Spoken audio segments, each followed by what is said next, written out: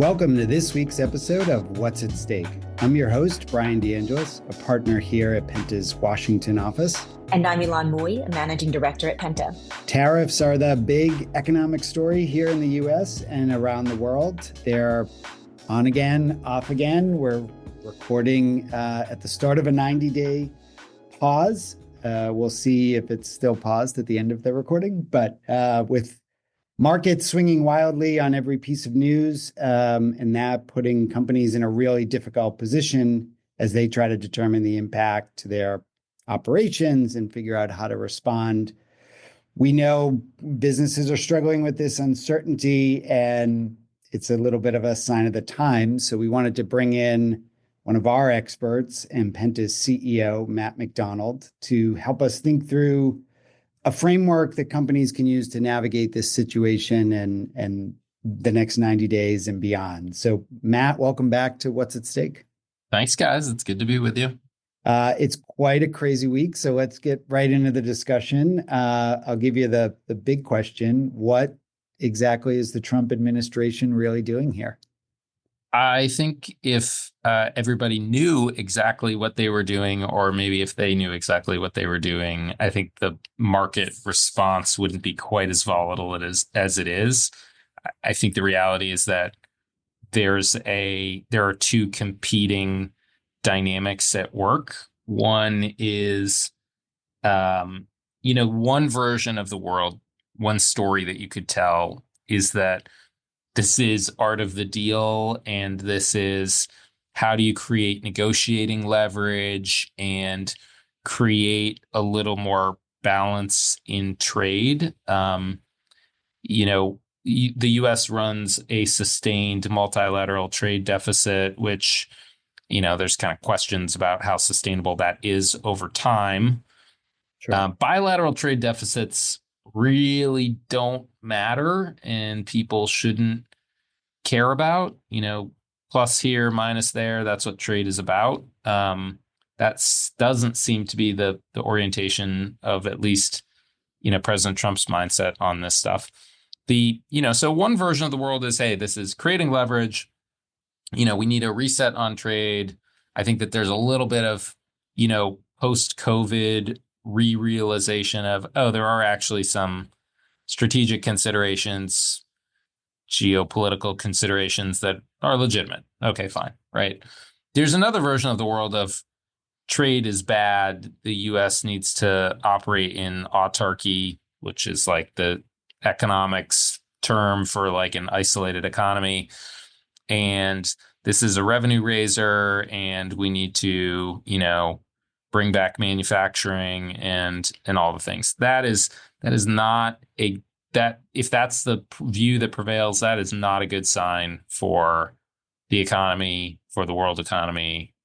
That would be bad. It's not really 100% clear which view is going to prevail on this. Every time Treasury Secretary Besant goes out, so like, negotiations, country's coming, we want to talk. And then you get Peter Navarro going out there, and it's the opposite. It's reordering the world economy. Markets, as you look at market where, I don't know when our listeners will be listening to this. At this moment, it is 1:39 on April 10th. So markets are down again today. I'm looking at like 5-ish% after rising 10-ish% yesterday. I think that what we're seeing is there was a relief rally that, it's negotiations. It's not as bad as we thought. And then today is, it's still not good. So it's complicated. There's a lot of really fascinating reporting coming out about the process or lack of process that's going on behind the scenes. But, I think it's not clear what the end game is. And I think we're all along for the ride a little bit here. Yeah, I think that both things seem like they're true simultaneously. For some members of the administration, even within the administration, right? For some members of the administration, maybe it feels like negotiations. Others, it feels like tariffs are actually the end state that they want to be in. And maybe the same thing can be true when you look at different countries, right? For some countries, maybe the goal is to negotiate. In other countries like China, maybe there's no negotiation to be had, right? And tariffs are the end state for that country. So it's multi-layered. And I think that seems like what's so confusing for companies is that, it's not a binary decision, right? It's either this or it's that, but it can be different variations of this at different points in time with different allies or different adversaries, depending on what the case may be. And so trying to create a matrix that is as complex as the policy itself, and perhaps as fungible at times as the policy itself is really challenging. And so what are your thoughts around how to begin to parse through that? So the thing that, I typically think about in scenarios of high volatility is how do you do scenario planning or representative futures exercise to say, okay, if this is where we're heading, what would that imply in terms of what we need to do and how we need to position ourselves? We've been using, scenario A more optimistic view. This is about negotiations. In that world, you could even imagine, not only did the quote unquote reciprocal tariffs go away, but there's lower non-tariff barriers to trade, right? Whatever you want to call that, but like more fair trading structures of like this goes away or this conditions go away or something like that. That's a best case scenario, right? The pessimistic scenario is that this is going to be a permanent feature of the tariffs are just going up, and you're going to have, it's taxes. It's going to incrementally hurt the economy. There's distortion effects that come into play in terms of where stuff comes from. I think part of this has to be part of the way people have to interpret this is that if that's the scenario you're in, is that this is a restructuring of global supply chains and global trade that is not unwound easily. And even if when you think about the economics of it just, the tariffs are going to be a negative effect. But then you've got this kind of, if this is the beginning of a material change, you've got a lag effect that comes in of like, okay, even if you could snap your fingers and change this, you're in a worse position, but you can't. And so this is going to be years of pain of undoing.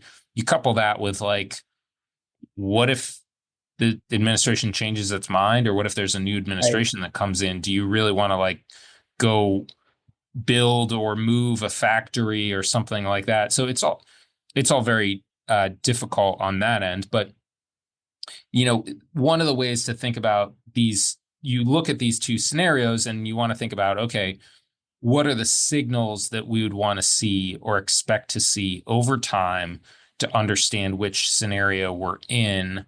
Or to your point, Ylan, I think which version of, the administration is winning the fight, because that's part of the problem here is that it's not, I suppose, the president is fairly transparent in terms of what he thinks and how frequently he speaks.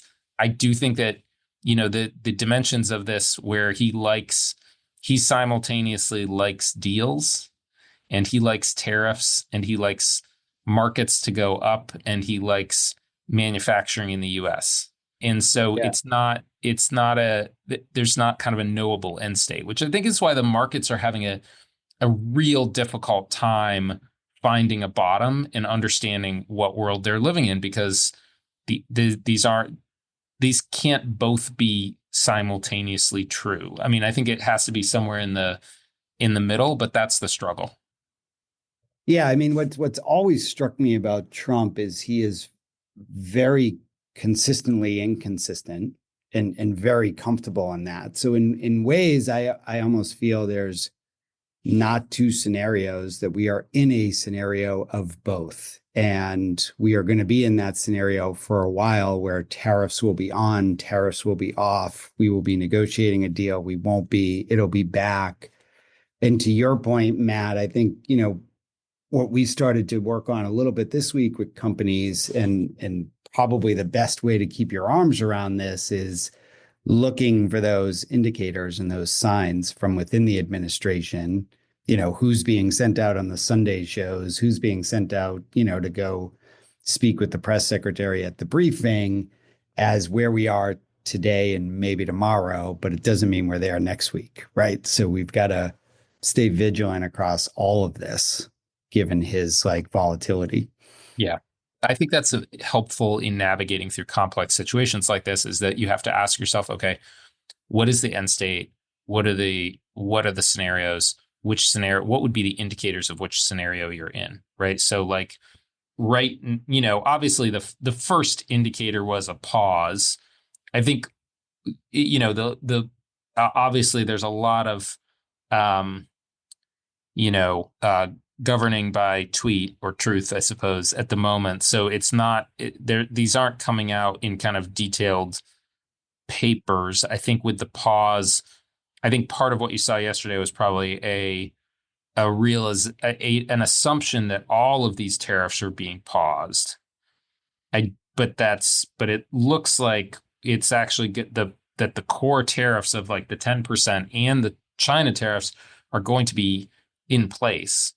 So that is bad. So you had kind of a relief rally yesterday, but a recognition of, oh, this is, I forget, the net tariff in the US was 3%. Now it's going to be 20, right, net or something like that. The China stuff is weird too, because it's okay, I think today we're at 145% and counting or whatever. Why don't we just go to a bajillion percent and be done with it on some of this stuff? Is this is going to don't tempt them. Just kill. But at some point, what are we talking about? Policy right here, Yeah, right. Bajillion% tariffs. But at some point on this stuff is at some point the trade just shuts down. Yes. There's almost a totally separate China conversation where it's clear it seems he's heading to just, isolate completely from China. And there's ripple effects in other parts of Southeast Asia and the world. But, you almost have to look at them both separately of, okay, what is Trump v. China, US v. China, and then what is Trump's approach to the rest of the world on tariffs? Yeah. Well, I think too that this sort of stop-start approach makes it even more difficult for companies to step out and decide to respond publicly, because one, by the time you respond, it could be outdated, right? You're saying this is horrible, and then he pulls it back, and then you're sort of left twisting in the wind. But I also think that it speaks to the importance of companies acting in concert with each other. So I think one thing that appeared to be effective and appeared to at least push Trump toward this pause is that you saw the CEOs of major banks, his billionaire friends, executives from every sector start to step out and say, this is really hurting our business. This is causing potentially a recession. I think it was Larry Fink who said that all of his companies, if you talk to any of the companies that they're invested in, that they would say that they're in a recession right now. And so I think that chorus is helpful. But the challenge is, in order to develop the chorus, in order to get everybody, to send the metaphor, on the same song sheet, it takes a really, really strong action, right? So it's almost like you delay and delay and delay, and CEOs were, sort of very loudly quiet at the beginning of the first rounds of tariffs. And it took until there were blanket tariffs on basically everything, and there was nowhere to hide for CEOs and for companies to be willing to step out and to say something. And so I think that while that strategy of sort of a strong coalition, coordinated effort, et cetera, is effective, it takes a really long time before you can actually deploy that approach. And by then the damage may have been done. Yeah. The only other piece I think there is definitely something to that. I think that, listen, this is why they get paid the big bucks, is you gotta when it really is material, you gotta go and make the position known. I think one of the tricks on this is that regardless of CEO opinion or corporate impact, is that the markets are having their way with the policy. Is that, one way or another, the reporting on this is obviously interesting, but the bond market's judgment on this seems to have really forced his hand in terms of, a perspective.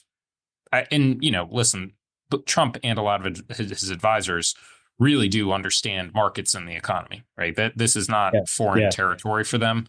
And, some of the indicators on some of this stuff was not just like a potential recession, but a potential financial crisis in terms of the movements of bond prices. Plus, not only that, but like you've got bond yields going up and you've got markets going down, and that is bad news. And I think part of the that's what we saw in like the kind of COVID / inflation period of like the traditional 60-40 portfolio broke. He's playing with a lot of fire on this, and whatever people think about how he thinks and how he makes decisions and all the rest of this stuff, is that he workshops everything he does with his supporters and figuring out where the support is. And the tolerance for this is gonna taper off. I mean, this is tough stuff for people who are looking at their 401ks or whatever it is. And I think the markets, if you have CEOs belly aching about this absent market reaction, I don't think we're in the same world. I think that the market reaction it dominates on this stuff. And I think that, he's talking right now. So who knows what will be, what will be valid after this. You called it at the beginning, Bryan. Is what we started? Is the ground truth going to be the same at the end of the podcast? Yeah, I think. Listen, part of what we've seen over the past couple of weeks is that there's a couple of things that you can draw conclusions on. Is that unless you get a true financial crisis, liquidity crisis, Fed is not coming in to save his hide on bad trade policy. Right. So, from a market perspective, the Fed put is off. And you saw, when push comes to shove on this stuff, is that he did back off, and Trump doesn't want the market to go down. He wants the market to go up. Like he likes higher stocks. That's not the question here, right? So it is a little bit of a question of how much pressure he can take and how much pressure he can from the markets in this entire exercise. He's up there talking about, we'd love to do a deal with China, but it's got to be blah, blah, blah. So, I suppose one of the virtues of a self-inflicted economic wound is that you can uninflict your self-inflicted economic wound. You can clean it out yourself. Yeah, pour the hydrogen peroxide on it. Yeah, the damage you do is to the credibility, stability, understanding of what the future holds, that type of thing. Yeah, which are, some ways rules he doesn't play by. We were talking about this earlier today, Matt, but fascinating to see like Bill Ackman over the weekend, right? Where you just go from huge supporter to like just losing his mind on X of like, everything's being burned down. What are you guys doing? To, oh my God, this is the greatest, negotiator of all time. Wonderful. And, we're just in a different environment where the short-term memory of his supporters and just the public in general, where he can cause this pain for 2 weeks. If things bounce back, if he does, I'd love to hear more from you too. If he does get the Fed to bring down rates, and so he runs around saying, I got us back to 0% interest rates and the economy's humming. And the inflation numbers we got this morning were lower. So inflation numbers were lower. Ylan, I don't know when the measurement was on that though. I can't. Well, here's the other component of it, right? Is that, the the inventory that we have on the shelves right now is not the inventory that's impacted by tariffs, right? It's all the inventory that would come, a couple of months from now. So you wouldn't necessarily see it reflected in the CPI numbers currently. Yeah, CPI will be messy for a while because you're going to have anti-wealth effects combined with like the inflationary pricing stuff. And I don't know how they do the sampling on some. It's going to be weird. Back to Ackman and the markets and this sort of stuff is that I think the most positive booster responses to this are believe that he is operating in the optimistic scenario that we outlined. I've actually heard this from multiple people kind of in Wall Street world is that like, oh, if this brings all tariffs down to zero, like reciprocity 0, isn't that good? Right. That is the optimistic scenario that we kind of held out. But that's not where we are now. So, and Bryan, to your point on kind of this is going to be an extended exercise, is that like how long the next here. So we talked about like, okay, how do you do scenario planning? And then how do you do signposting, right? Of like what would you have to see to think that you're in scenario A or scenario B, right? So when we were doing these internal conversations last weekend, we outlined these scenarios and like my thing on this was either you see either a pause or you see, which the markets, there was a rumor on that. When was it? Monday? Yeah. Yep. That was the embarrassment on CNBC. We don't need to talk about that. But it originated with Ackman. The guy who quoted it was like Walter Bloomberg, and he was quoting a Reuters report. This was so funny because like some of the tweets I saw were like, oh, I heard it on Bloomberg. No, it's Walter Bloomberg. And then it was like, he was reporting Reuters. Oh yeah, that's Bob Reuters. Like it's just like the whole thing was, but it sent the markets on $1 trillion spike. I think the thing that the signposts that we outlined and talked about were, is there some sort of quote unquote deal announced where the ink isn't dry, but like Vietnam offers 0 for 0 and Trump is like, yeah, 0 for 0. See, it worked. That's scenario one. You've got the pause version of that. So so he still has that tool in his toolkit. So like you see right today markets saying like, oh, good, they're on pause. Oh, bad, this is still really crappy compared to the pre-Liberation Day trade regime. He still has in his toolkit a start to like some more aggressive deal making of like, they've still got inbound on this stuff. And some of these, they could just start saying, yes, we're doing this. Yes, we're doing this. Right. And if you get that where the 10% comes off in the deal, then I think that's the next signal that we're in scenario A. Yeah. Right. And if we get, it's Thursday, we get through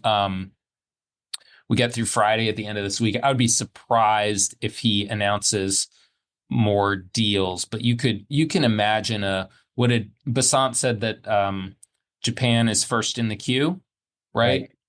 So if Basant makes I think we'll get through tomorrow. We're obviously, markets are off. So S&P is now off like 3.5%. So it's gone up since we've started doing this podcast. Must be us. If Basant makes a judgment of like, oh, we need, and what I've heard is that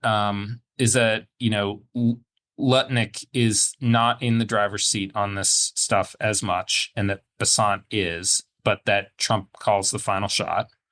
If there's a judgment that, hey, we need more market stability around what the end game is on this, look for an announcement around Japan in the first half of next week that will give, and if that is a kind of a net positive trade relationship where it's better than it was, that will give markets the view of, oh, the end game is very much like a more, whatever you want to call it, a more fair, quote unquote, trade arrangement where that will, at the end of the day, benefit candidly both parties, if that's where some of this stuff landed. It still leaves China hanging out there as like the big caveat to all this. But it would also, a deal with Japan or starting to a bit of snowballing on some of these deals would kind of isolate the China question aside from the other stuff and would drop the floor on what the future looks like in terms of the trade relationship. So like in that scenario, people price in a below 10% tariff where like, oh, the tariffs are the bottom is going to go further down on this stuff. So that's the next signal that I would look at to interpret, again, which side of the argument is winning. Do you think, Matt, though, if let's say that's the case, let's say we actually are in the more optimistic scenario, the amount of pain that he's been willing to endure and that the country's been willing to endure has been significantly larger than what we saw with, when we were threatening just the Mexico-Canada tariffs. And I think they took gave the automakers an exemption like the day before, supposed to be Canada, the day after, just, very, very short term. Each time we seem to be willing to endure more pain before we get to the optimistic scenario. And so if you play it out over the next 4 years, I mean, how far are we willing to swing each time if we are optimistic? That's actually not how I would interpret it. My mental model for this would be closer to what we saw when inflation accelerated during COVID, during the period where people are like, oh, it's transitionary. I think the practical reality of that time was that there was a generation of leadership in place that did not, like President Biden accepted, did not actually live through the inflationary period of the 70s. I mean, I was born in 1978 and like, I can remember my dad being really excited about an 8% mortgage in the 80s when that stuff came down. Like but that hasn't been my professional life. And you have to be like, I don't know, below 70 to like really have, or to above 70 to have any real material professional memory of that time. And that's just, so in that moment, I think it was very difficult for people to recognize the change that was happening because it was out of generational memory. And I think you're probably seeing the same aspect with the trade fight now, is that like trade has largely been, from a policy perspective, a one-way direction towards international cooperation to lower barriers. And so I think probably the way that I would interpret China, Mexico as previews, and then Liberation Day as just a difficulty of people accepting that there was really a new norm and that Trump was really going to do all these things, especially because in the first term, there was like a little bit, but there was way more talk about it than there was action. Yeah. And so I think what you're seeing now is like, I wouldn't think of it as a tolerance, a like increase in tolerance or a rising of the pain threshold on it. I actually view it as kind of a call it a market capitulation of, oh, he really means it. Although I would say if you flip that around a little bit, the stock market fluctuations, there's probably a higher pain tolerance, or at least like some for the volatility. Yeah. Given, if you're 30 years old, you've seen an up and down from the 2000 recession, the 2008 crisis, COVID, like I think that there's a drop of 2000. You're like, oh, well, it's right back the next week. Well, yes, I think that there's a slice of that. I also think there's a slice of, on the professional side, is that like, there's a couple of dynamics at work. One, we were pretty toppish in terms of multiples. Two, I think in the first round of this, there's been some like wrong-sided positions that have probably been unwound. And so you kind of get on the backside is like, now I think it's just a question. I think there's going to be ups and downs, and I think it's going to be kind of riding along, but there's going to be a, people are trying to find the floor of like where it is. It kind of goes back to the scenarios that we talked about at the top of this, is that like, we don't know, and really he doesn't know which world we're kind of operating in. And until there is a more internal consistency or alignment within the administration, we are all along for the ride. And, probably a good place to wrap. And Matt, maybe just the final question to sum things up. If you're, as we advise clients to think about the next 90 days, those kind of scenarios, signposts are going to be things like the Japan deal. What do we see kind of ticking forward from one camp in Trump's world versus the other? What else are you kind of looking at, or people should be thinking about over the next few weeks? So the other piece of, that's the signpost piece. We can reconvene next week and I'll give you like the signposts for the week after. But the thing that I would say is that I think people who have risk, have a perspective on where this is all going, need to get more aggressive about making that known. I think one of the bigger risks that we have at the moment is a gap between the administration's perspective of the risks and the business world's perspective of the risks. And that gap needs to close.